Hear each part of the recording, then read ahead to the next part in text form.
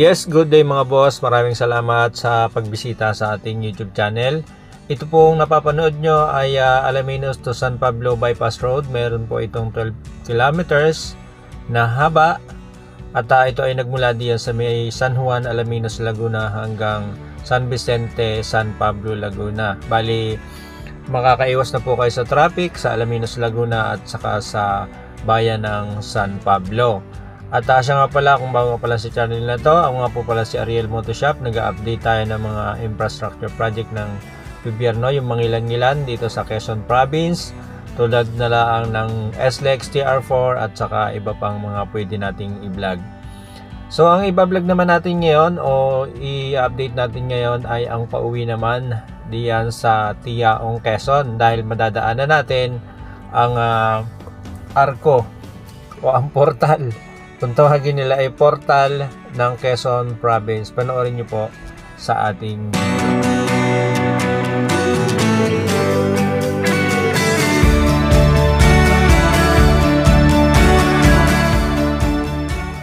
tama-tama ako ay galing ng Alaminos to San Pablo Bypass Road.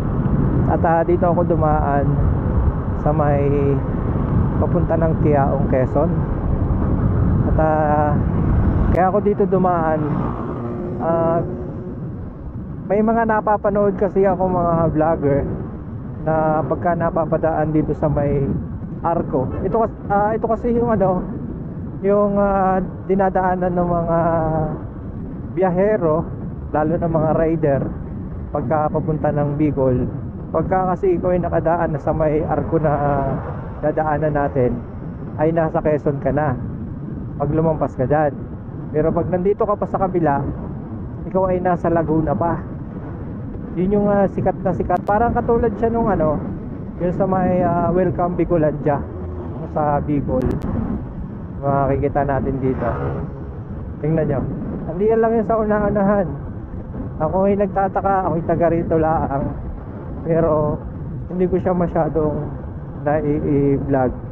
So ito yung dinadaanan natin, makikita nyo sa mapa. Bakit traffic? Traffic ba? Baka may checkpoint. Hindi ako pwedeng ma-checkpoint. Wala naman. Wala. So yan, ito na yung yung arko o yung portal patungo ng Quezon Province. Yan. Woohoo! Welcome Quezon Province. Yan, nasa Quezon Province na tayo. Ganun lang kabilis papunta ng Quezon, saglit lang. Tapos diyan sa may una-unahan diyan ay yun na yung SLEX TR4. May checkpoint nga, may mga pulis expire registro ko. Kaya ako'y atakot sa checkpoint.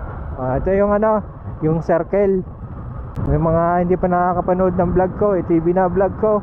Diyan sa SLEX TR4, yan ay circle. Napakaganda yung circle na yan. Dinadam mo na nga, iniwan muna. Maganda yan. Ilalagay ko nga dyan yung picture para makita nyo.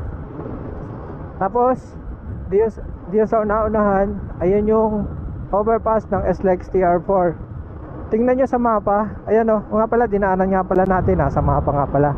Ayan yung SLEX TR4. At ito yung Tiaong Interchange. Makikita nyo naman sa mapa. Ayan, pagmasdan nyo muna sa mapa. Ayan, ito nasa unahan natin. Ayan yung overpass.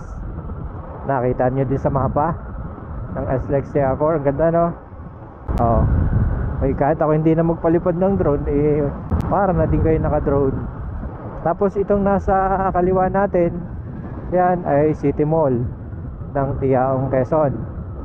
Pag dire-diretso natin, nasa mapa, doon sa una-unahan doon, kailangan na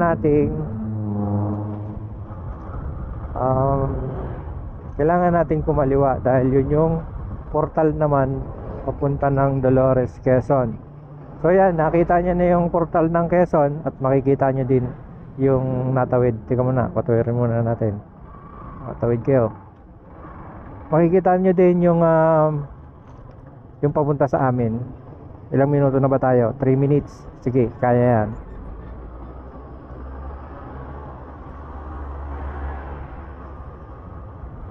Opya. Magbigayan para hindi magkasakitan.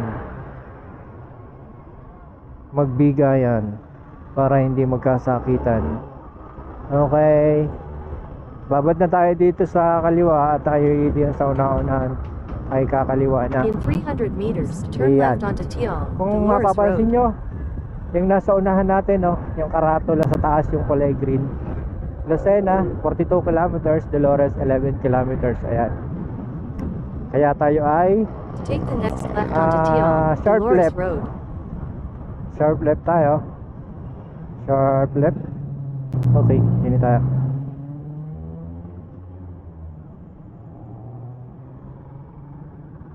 Ayan. Continue for 8 Diretso tayo kilometers. ng Dolores. At kung mapapansin nyo nga, kahit tayo ay palikunan ng Dolores, makikita nyo pa rin sa Google Map na yung SLEX TR4 o Tiaong Interchange. Diba? Ang galing na. At habang tayo ibinabaybay natin tong ating daan tungo sa dulo ng walang hanggan, pupunta tayo ng Dolores. Itong tinutumbok nating karsadang ito pa Dolores ay yan yung papunta ng Mount Banahaw. Yan, sa mga pumupunta ng Mount Banahaw dito sa Quezon Province, dito lang po ang daan sa aking dinaanan. Yun o, kita nyo sa mapa, ganda no. So dire-diretso lang tayo. Itinuro ko na kayo dito sa amin eh. Sige, ganun din naman. Vlog, tour, ganun din naman. Okay lang. Dire-diretso lang tayo. At diyan sa may una-unahan diyan, meron pa din tayong madadaan ng overpass. Diba? Kita nyo naman diyan sa mapa natin ay magko-cross tayo sa SLEX TR4. Meron po diyang overpass sa una-unahan na yan. Yung nakikita nyo sa mapa, magko-cross yung daan natin. Ayan o. Ayan yung tulay o overpass nitong SLEX TR4. Malaki din yan. O diba? Laki. Na-update natin yan mga busa. Baka mamaya meron pa dito. Uy, wala na palang daan doon. Baka mayroon pa dito nanonood na hindi ko follower. Aba, mag-follow ka na. Kung gusto mo yung mga ganitong video, ay di ma-update ka pagka tayo merong bagong upload. At meron din naman tayo di ang mga datihan pang mga in-upload ay panoorin nyo na at para makita nyo yung umpisahan nitong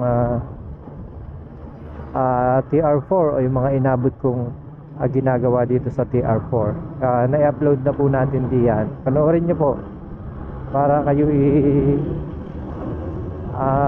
updated.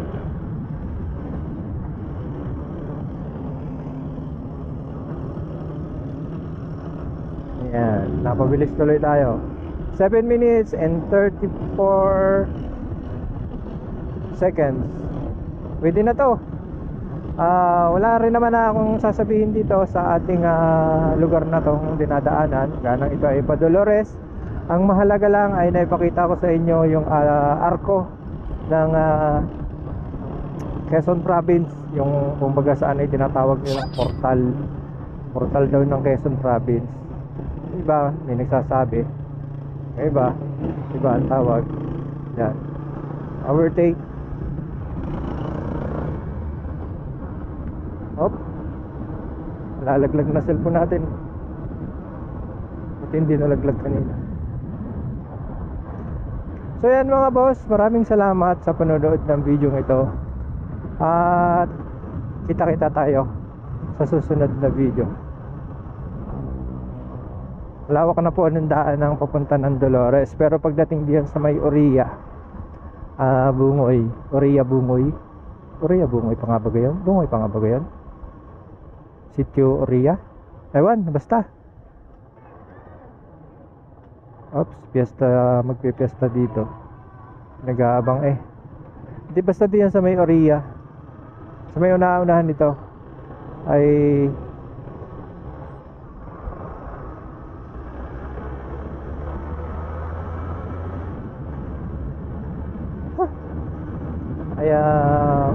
Gusto nyo ba makita na? Kasi hindi ko muna papatayin ng camera para malaman nyo yung sinasabi ko. Kakaunting minuto na naman. Mukhang babalik.